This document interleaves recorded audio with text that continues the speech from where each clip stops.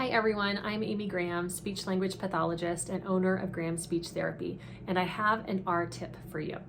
Now, as SLPs, we typically teach R in one of two ways, either a retroflexed R, where we talk about curling the tongue tip back, or a bunched R, where the focus is on bunching the back of the tongue backward. And so sometimes though, we'll get kids on our caseload for whom neither one of those are working. And it's hard to distinguish why. The R might sound slightly vowelized or distorted like, where it almost sounds like it's accurate, but not quite. And often this is because if we teach a retroflexed R, the focus is on that tongue tip so much they're either curling their tongue too far back and they're not focused on the tension in the back of their tongue. Or if we've taught the bunched R, we're not getting the width needed in the posterior section of the tongue to create the tension necessary to make a crisp R. So what I tell my kids in this instance is to forget everything they think they know about making the R sound.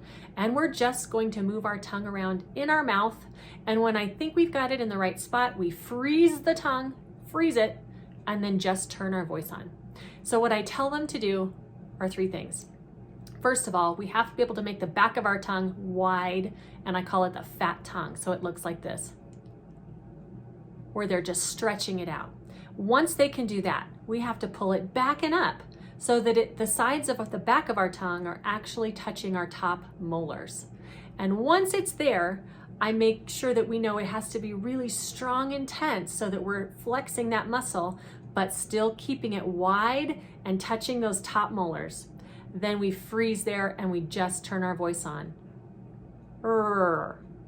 And 9 times out of 10, I will get a really crisp R from a child who's never been able to do it before.